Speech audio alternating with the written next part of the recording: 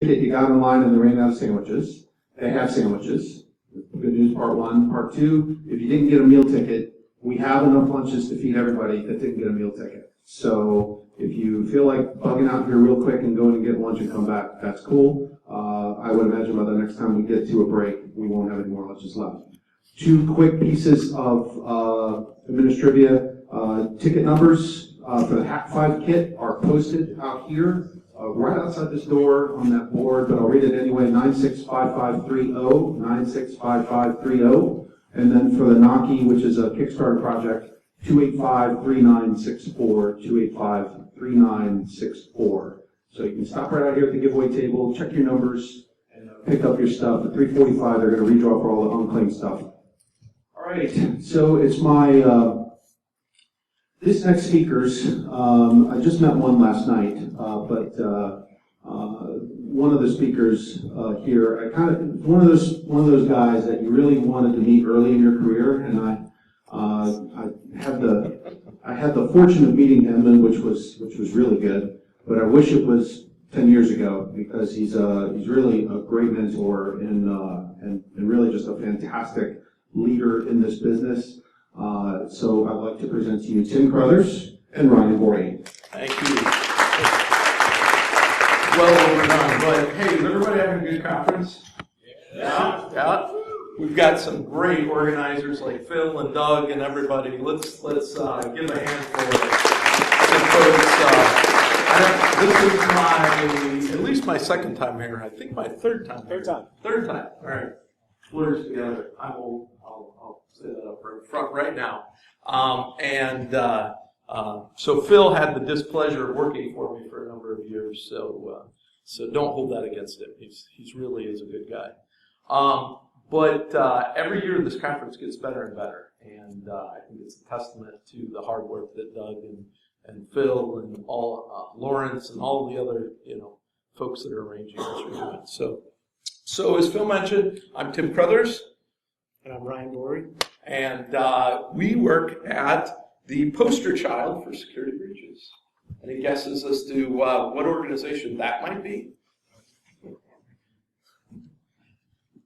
Come on, you can spit it out. That's good.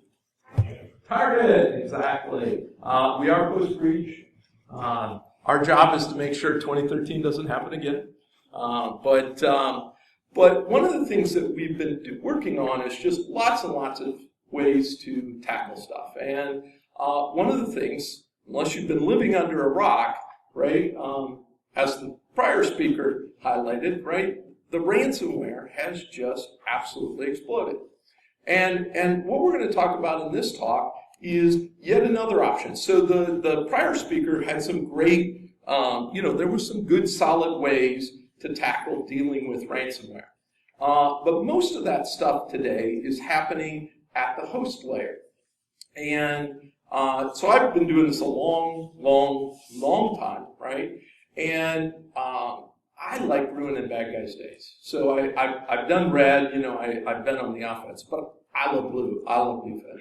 To me, defense is much more interesting. It's much harder, and thus ultimately much more worth doing, in my opinion. And nothing as a defender makes my day like ruining a bad guy's day. And so what we're going to talk about this afternoon is just some ideas. This is not a silver bullet, as I hope everybody here realizes. Despite every vendor claim that will ever happen, there never will be a silver bullet. It's always going to be people, process, and technology. What we're trying to do is give you some concrete additional methods for tackling this. And this is really a credit to Ryan. Ryan was responding to an incident on this and came up with the core of this idea that we'll be talking about. So ransomware, let me just give you a little bit of stats. So we track a lot of malware. So what I did was I went out and I've been kind of gathering samples because I'm an old school reverse engineer guy. I like to take samples and look at them and see what they're doing, right, and analyze them. So this is as of the end of August. Over here on your left-hand side, right, those are the distinct different hash versions of those different pieces of ransomware. Those are just the top families, okay? On the right here are kind of your standard cybercrime toolkit stuff. Notice that Locky alone has had more iterations so far this year than everything on the cybercrime combined, right? Literally. That's the root of this problem. And as the prior speaker mentioned, and I completely agree, I don't think this is going to get better before it gets worse, right? The cryptocurrency thing in particular has really been, and it's not that we can't figure out who they are with cryptocurrencies, but it makes it a lot harder. It's a lot trickier. The Bureau is really good at chasing money through, standard, wire transfer and banking systems. They're not so good yet at, unfortunately, tracing it through blockchain. Can be done, and that actually plays a little bit into our talk here. So let's talk first then about how most of these families work. And the way the cycle happens is you get the initial installation that happens, right? So whatever that vehicle that the malicious software comes in through, it gets installed, right? Loader, etc., Pony, Nymane, a lot of these are being used, right, to distribute the ransomware. Ransomware installs, and then most of the current ransomware, the process it takes is it reaches out to the C2, okay? When it reaches out to the C2, once it gets that connection, the C2 server basically gives it a unique ID, okay? It generates a pair of keys, a public-private key pair. Most of the ransomware at this point is using really solid crypto, right? AES, similar strong crypto. And the public key gets passed down to the software. It then uses that public key to encrypt all the files, right? Then it pops up its notice and says, hey, you've been infected. And of course there's lots and lots of variation. Most of them now give timers. The one we're going to look at a little more closely, one of its variants pops up porno images, right? They have all sorts of tactics to they're trying to shock you into pain. I've seen some where they turn on your webcam. Absolutely, right? It looks like we're recording you. Absolutely. Anything they can do, and they're going to continue to iterate that, right? Where they're trying to shock you into, right? Because what do we do as people? We make poor choices when we panic, right? And so they're trying to get you to panic. Oh crap, I'm screwed. Okay, I'm just going to pay, right? And the escalating payment amounts, all of that is aimed at getting you to pay. And then if you pay, so Locky, for instance, you submit that payment, the authors, right, who are behind that, they then have to go look up, right, when you submit your payment, you have to supply an ID. Well, that ID is your unique ID that lets them know which private key is used to encrypt your files and thus decrypt. So they have to load that into a downloader tool and then make that available to you to download, and then you can use that to decrypt your files, right? So a good opportunity that I don't see many organizations doing here, because what we're talking about in this talk is how do we disrupt this more at the network layer, is if you can subvert that communications between the installation and the C2, then the encryption never happens. So if you DNS sinkhole, if you use any of those techniques, which I get, right, a lot of these guys are jumping pretty quick, so you're going to have to be Johnny on the spot to keep up with that. But subverting that C2 comms is a way to completely stop that cold. And also know that you just had somebody try to get infected. Making sense so far? Okay? So then, we had a situation, and Ryan's going to talk about it in more detail. We've been fortunate. We've been tracking this very, very heavily. I'm very fortunate. I was able to go out and get some really, really, really super talented folks, and they make my life easy. And they do a really good job of staying on top of this and helping us keep ahead. But prevention is never 100%, right? And so the particular family that we're going to talk about today is defended from a variant called jigsaw. And again, Ryan's going to go into a lot more detail here in just a second. But jigsaw is what I would call a more typical evolution, and I'm hoping that this is a route that a lot of the bad guys take. Because the good thing about bad guys is they tend to be lazy, right? And in the standard model here, they have to go get the key out and put it in a tool and put that tool up for you to download so that you can decrypt your stuff, right? That's effort. You know, even if they script it, that's still effort, right? So on the other hand, the jigsaw family, the authors did what I would say is more typical of bad guys, and that they realized, well, wait a minute, why bother with all of that? We can just have the malware itself, right, the ransomware, check the blockchain, make a query against the wallet, and determine if a payment's been made and decrypt. Okay? And therein lies the weakness that we can thus exploit, right?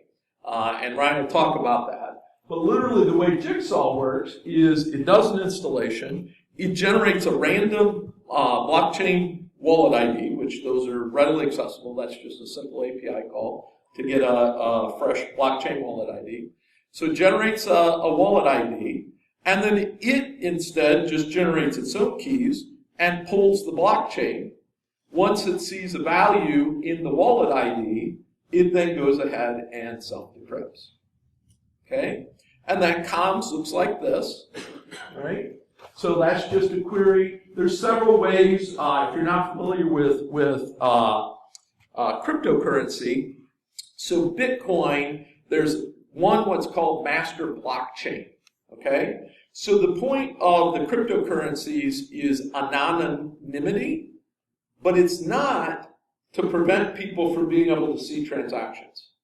Part of the transparency around the cryptocurrency is transparency. Matter of fact, there's a talk going on during this slot that I'm looking forward to seeing on YouTube, talking about analyzing the transactions in the blockchain, right? You can go out and look at the blockchain, which, by the way, is a really good way of tracking how successful a lot of these ransomware actors are, because they put their wallet IDs in the ransomware stuff.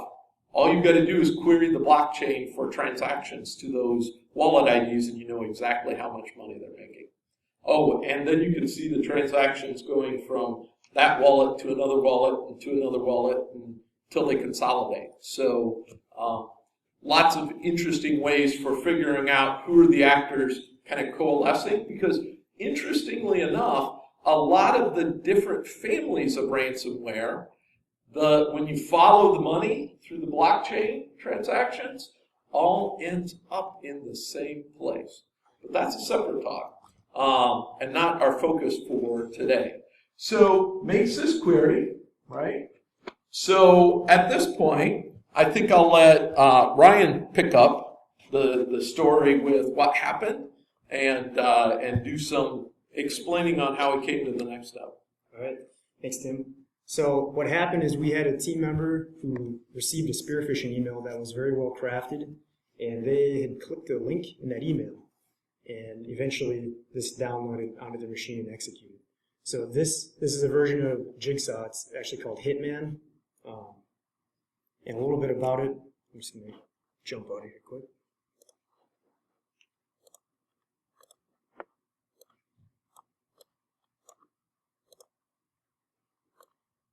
I should mention Ryan's one of our triage analysts in our CSERT that does reversing cores. Yeah, sorry, I should probably. Yeah. So a little background. I worked at the state of Minnesota doing IT for a couple of years, and then I've been at Target now for about a year and a half, and recently started doing malware analysis. So what caught my interest in this was that we had a single host get infected, and we were able to successfully decrypt it. Oh, Gotta move it. I don't have it actually up. I'm just going to actually, so for this demo, A little more. Yeah, almost. There you go. Oh, did it go back to or extended? No. Okay. All right. So I'm going to actually execute this while I talk a little bit, just because you'll see that it prints out, you've been infected with ransomware. We don't have to wait for that. So when you execute this on the machine, though, you're going to get this pop-up. So that's it. Image can't be displayed. User will click OK. Now in the background, it's going through and starting to encrypt your files. So yeah, the particular version that we had go off put up pornographic images, which is obviously a little embarrassing potentially. Yep. In an office environment. I think the team member was actually at a conference. So what I did for this presentation is I just graded out, I removed that image. So you're not going to see a whole lot. You'll see the text scrolling across, but you'll get the gist of what happens. We figured we'd try not to offend everybody by showing inappropriate images. So this is written in .NET, and it is slightly obfuscated. Basically all the function names, you can't really make sense of them, they're kind of gibberish, but most of the functions you can see. So what I started doing, let's bring this over here so you can watch it. What bothered me was that, okay, so we had a single host get infected, and so I started thinking, what if this would have happened on a larger scale? Like how would we respond to this quickly? Because it did take us some time to get the files decrypted and re-image that machine, have the team member get a new machine, get the files back on. Yeah, so we should interject here, right? Important thing to understand, there's decryptors available, right? Because this tool, keeps the private, the secret key essentially on the local host, there's tools to go out and extract. The challenge with that approach, right, is that you have to do a new version for every iteration. So every time the bad guys iterate a new version, we've got to go out and build a new decryptor, right? We have to figure out, okay, where are they storing the key specifically in this new version, et cetera. Totally decryptable, right? We decrypted it. But to Brian's point is, how do we do this at a bigger scale, right? How do we do this so, say 1,000 people got this at once? We can decrypt across the entirety of those rather than on a one-by-one basis. Keep going. And so, Sorry. It's all right. So this particular piece of ransomware, there's a lot of, so what I look for when I'm doing analysis, especially on this, was like, how can I exploit this piece of ransomware? Like, initially what caught my attention is that there was no call out, and so when I analyze this, I'll check for network traffic to see what's going on. I didn't see anything. The only option you'll see here soon is you get a pop-up saying, I submitted my payment, so I'm like, okay, well, let's see what happens, when we click that to see what kind of traffic we get. That PCAP capture that you guys saw was that traffic. And so what I realized was like, well, this is clear text. It doesn't look like it's doing any sort of encryption for the communication to that site. And so I was like, well, this might be, pretty straightforward as far as decrypting it. So I had to dig in to the .NET assembly and figure out exactly how it was working. And some things I noticed were that, so after this counts down, you can kind of see it. So you get an hour's time to pay. If you don't, it says it's going to delete 3 files. I did confirm that it will. The other thing to consider when you get hit with ransomware is, what do you do in that situation? So this one in particular, if you restart the machine, there's a check that'll check to see if it did run, which there's a file on the system that gets dropped that literally it's just going, checking for that file, checking to see if there's value in there, and it goes, oh, it ran. So if it detects that and you restart this computer, it's going to delete 10,000 files. Or sorry, 1,000 files. 1,000 files. Every time you restart. And it encrypts up to 10 million bytes, or 10 meg file, basically. So it does have some limitations. It's basically going through and looking for common files like Word docs, Excel docs. It'll encrypt temp files. I can actually... I have to switch this real quick.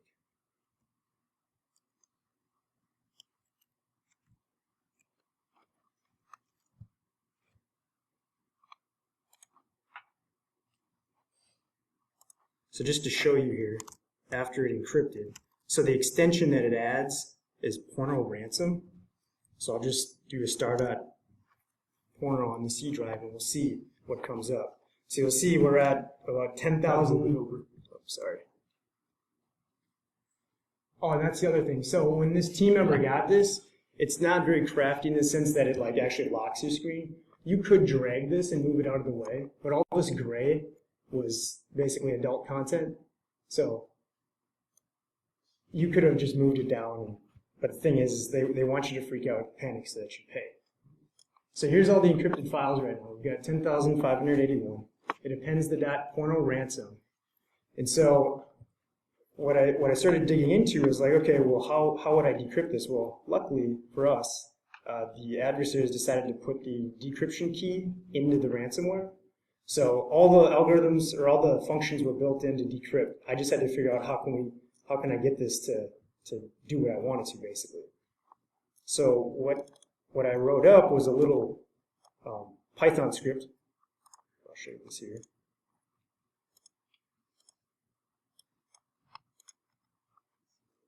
Yep, I gotta drag it over. And I'm using a mini web server. It's just, I wanted something really quick on the host. When you maximized it, moved it up.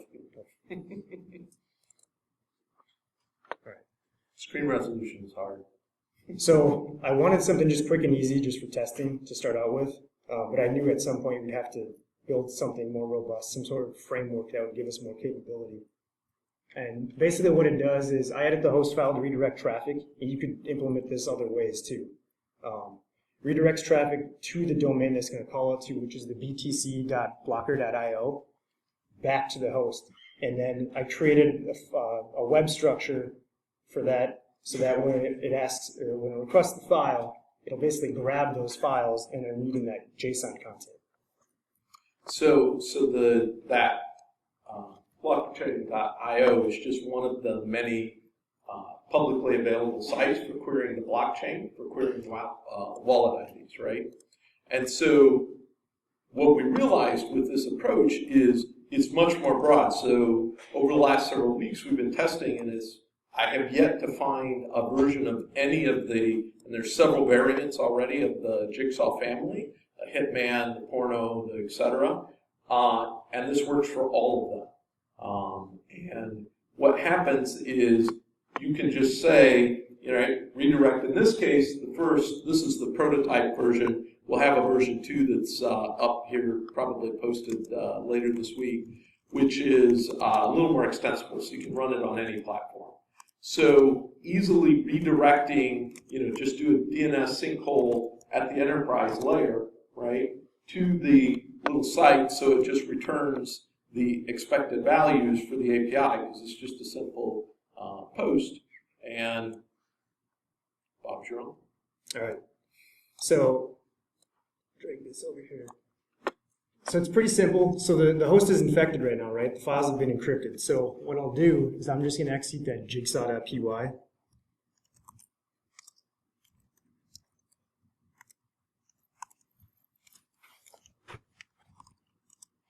And it takes 2 parameters. So typing is difficult.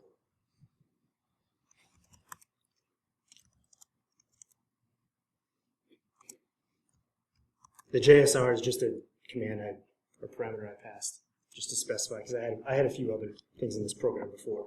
So it'll take the 2 parameters, which gotta get back to. It's really difficult. It's wallet ID. Yep. So I'll need the wallet ID and the amount. So for this one, they're asking for $150 in Bitcoin.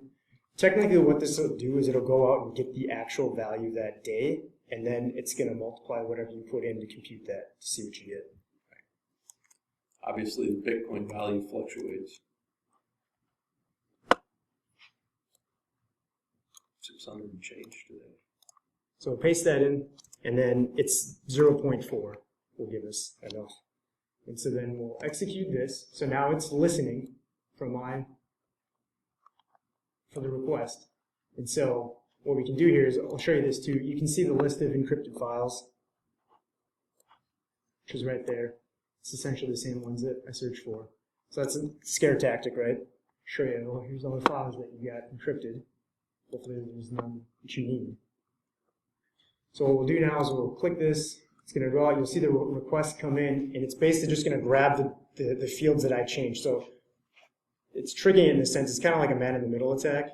it's going to grab the Bitcoin value for that day that I gave it, and then it's going to put in the 0.4, multiply it, and so it ends up being over $150, which the check in there, passes. And so then it'll call the decryption function, which passes in the built-in key, and then starts running through and decrypting all the files.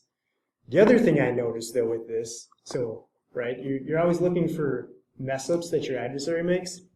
So it decrypts all the files, but in the process, it doesn't completely remove the extension from it. So you end up having .porno.ra. So what happened was the implementation prior, when they removed the extension, they just said, okay, let's subtract 3 from it to get rid of it.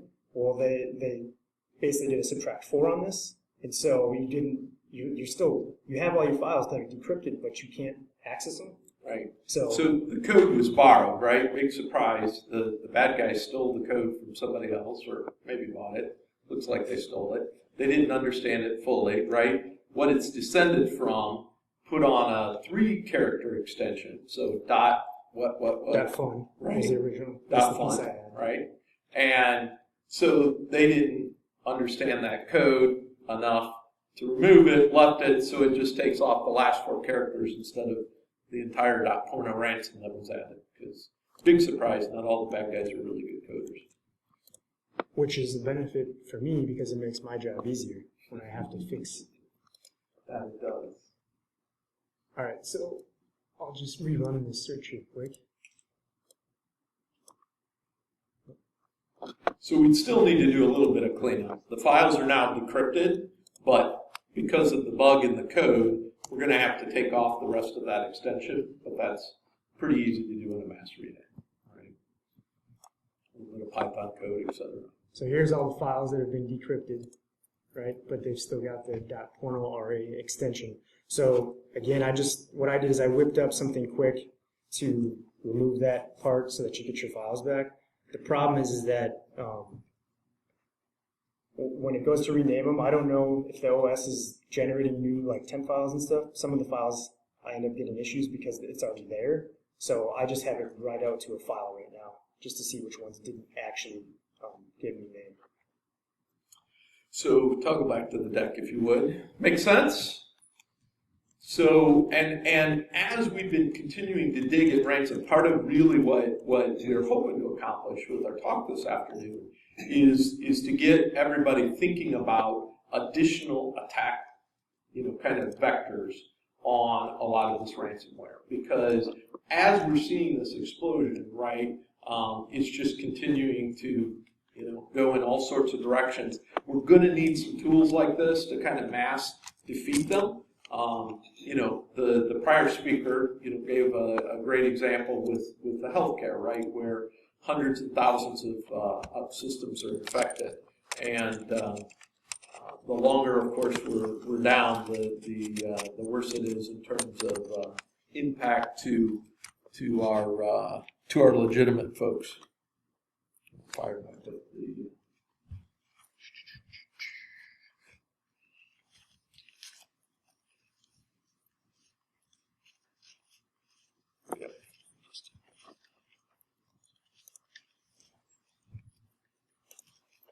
All right, so what we're putting up is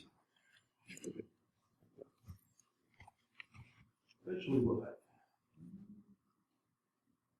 There we go. So what we've created is a little tool that we've dubbed Subterfuge. We'll have it up on GitHub here shortly. We're again making it a little cleaner, etc. And like we said, the intent here, this really mainly works so far with the jigsaw family, which is a bunch, to be clear. Certainly not as prevalent as Locky or some of the others. But in the sample we used, it just used a simple little DNS entry in the local DNS, right? Windows System32 etc DNS file. Redirect the URL that's going to loopback. We run this on loopback. It intercepts the API call, gives it what it expects so that it can self-decrypt. And what that ends up being then is a much better way if you've got more than one. you saw how quick that actually decrypted it. When we had this on an actual host, the decryption took about half a day. Yeah, I think With the decrypt tool, I think it was, right around 4, 5, 6 hours, it feels like. I mean, one of the issues you might struggle with, depending on your environment, is getting access to that host, and then also ensuring that you don't infect other hosts while you're trying to do that. So, Right. Yeah, the beauty of this, right, is then that we don't have to go track down the specific decryptor for this specific version of Jigsaw. Plus, in this case, our actual team member happened to be remote, right? She was out at a conference at the time when it happened. So with this sort of mechanism, we can do a redirect via VPN, right? Have her go ahead and click the link, yep, I paid, and it will decrypt. We ship her down a little script to take care of the rest of the cleanup, and again, then that resolves it much more cleanly. Yeah, question? Spearfish. Yeah, it was a spearfish. She was checking her email in a conference. It was a pretty decent spearfish. I would say the spearfish was actually higher quality than the code of the ransomware. But maybe I'm partial. But they're certainly distributed lots of ways. This one just happened to be distributed via spearfish. They certainly come out lots of ways. And then we did the demo. So longer term, again, like I said, we're going to get it posted, and it's all written in Python, so have at it, extend it. We're going to continue to work at, I've been looking through a bunch of the other families to see if this is more applicable and what we can do to again, just make this a more robust tool. But again, the real thing I'd stress is taking away that kind of approach that a lot of this malware can be attacked in ways where you can use the malware against itself. And in many cases, I think that's going to be a much more effective approach. So the next time you're dealing with one of these, think about that as an option, right? Look at those comms. Is there a way that we can trick it into, as long as the bad guys only retain the private keys, then our best bet is to sinkhole it, not let it communicate to the C2 in the first place. That will shut it down cold for the ransomware. But that's a bit of chasing the C2s, so that can be obviously problematic. Questions, thoughts, sir? So this particular instance of ransomware, it keeps the private key on the target machine. Correct. Are there instances that keep it on remote servers, and if so, what are sort of percentage-wise? How many versus local? So great question. There absolutely are. So a lot of the takedown or takedown's not the right word. A lot of the free decrypt stuff that's been released has been released because what's been happening is a lot of our AV players, Microsoft also has really been working hard at this, are working with law enforcement. They'll get proof so that they can get so law enforcement can issue a warrant and take the server so they can collect the keys off of that. But of course, that's just induced the actors that are doing this to, move their hosting to non-extradition countries where we don't have law enforcement access, or cooperative law enforcement access, I guess is. So there absolutely are. I haven't yet found a variant that stores the private keys in a way that's publicly accessible. The other thing I have been searching for is, fortunately a lot of the bad guys have very poor OPSEC, and so they'll commonly store the keys. And that I think there's a gray area where, hacking is defined by the Computer Fraud and Abuse Act is very broad, right? I feel like the letter of the intent rather of the Computer Fraud and Abuse Act is if I have to authenticate with credentials that aren't my credentials, that feels like that should be where that line is. The good news is, certainly in a lot of the cybercrime stuff, they don't put any authentication on stuff because they know that tends to break it getting through our corporate proxies and stuff like that, right? Unfortunately, so far, most of the major variants of ransomware are using authenticated servers. But that's another option that I suspect we'll see at some point with some of the families as this continues to explode, is them just leaving it on. If you were in the Rat Talk next door at 12:30, right? He talked about his C2 server. He's just stuffing that stuff in MySQL, and there wasn't a lot of authentication about that. And there's potentially ways to access that data that's unauthenticated. Personally, I feel like that would keep me within the spirit of legality to retrieve my private keys.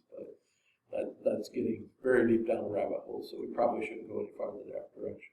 Other questions, thoughts? Sir?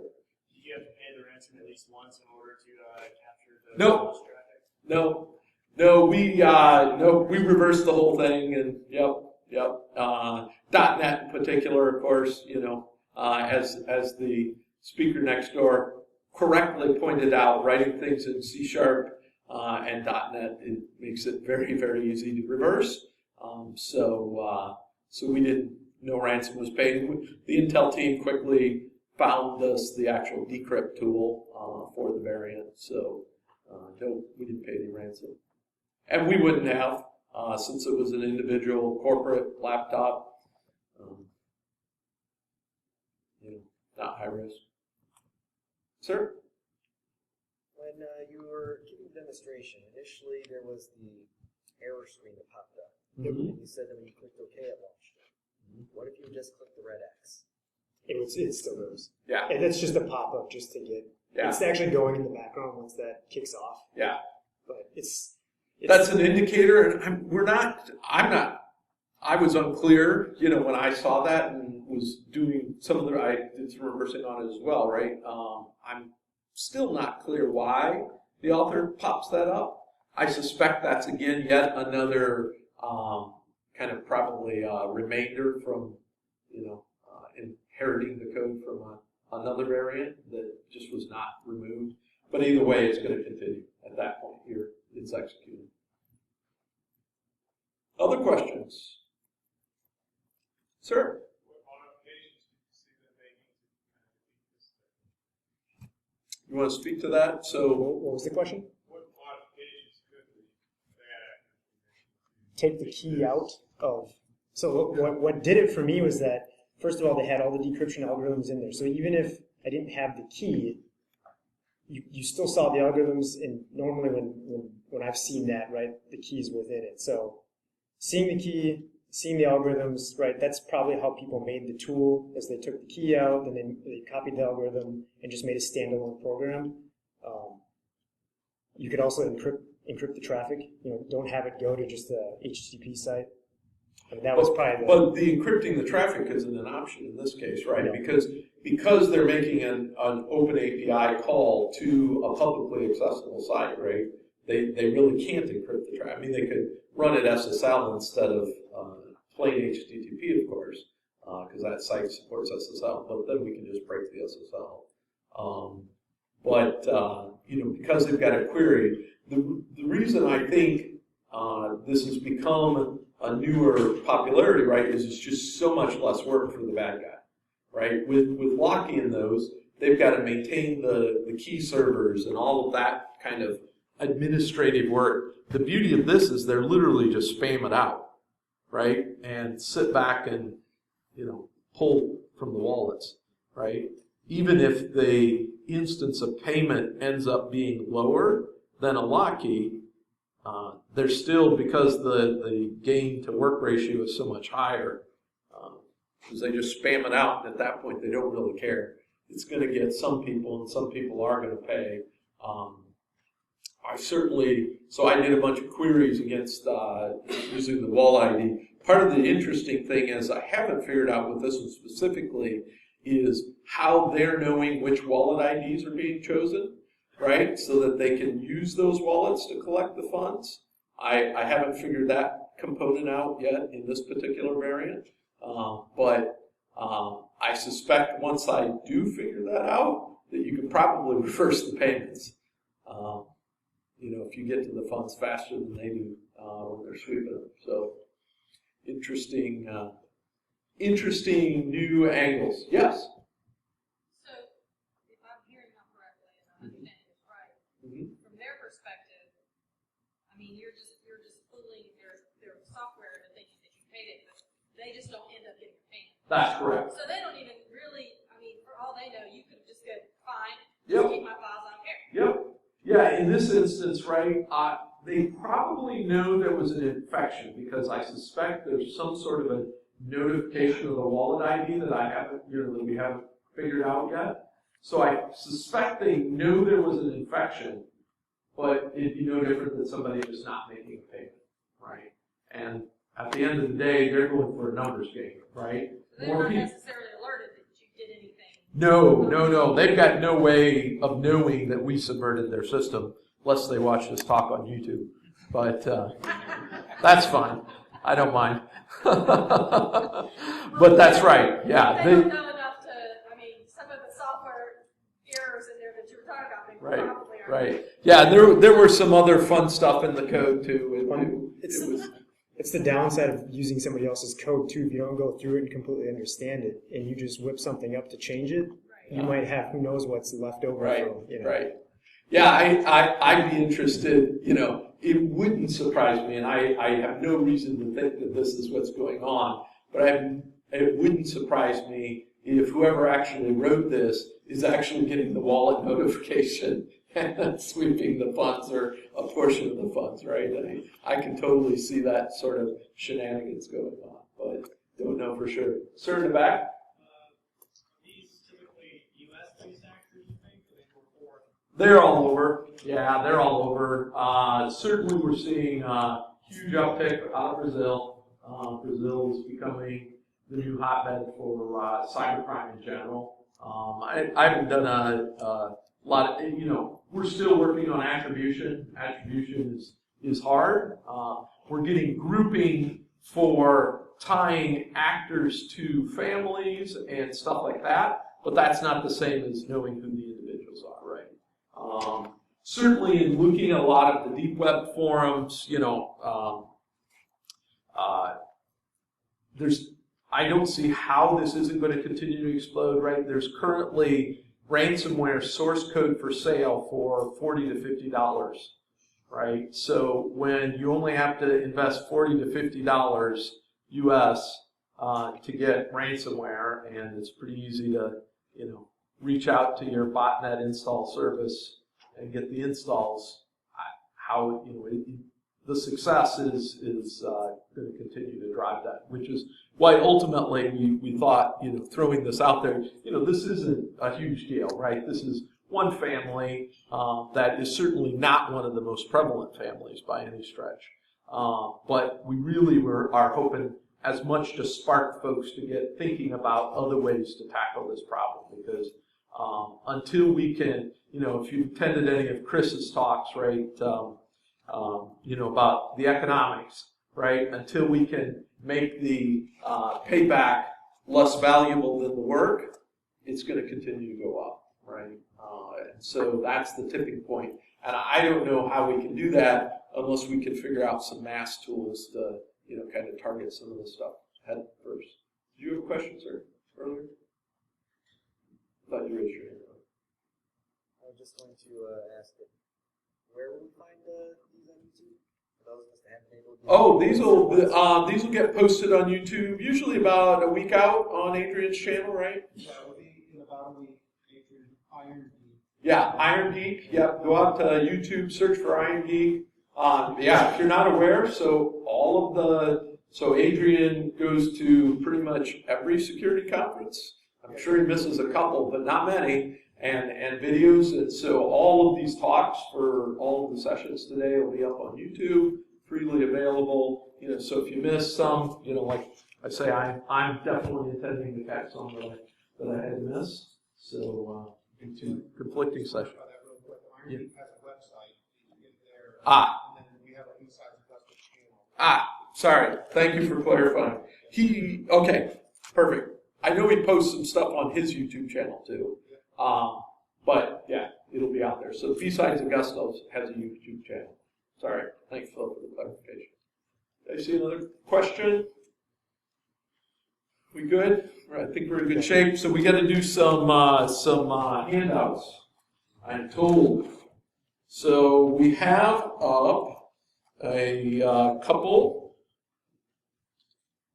Well, these are cool. You're getting jealous now, aren't you? That's right. I'm fine. No worries.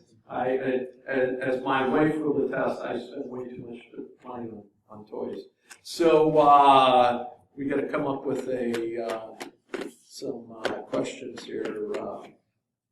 I'm terrible at coming up with questions.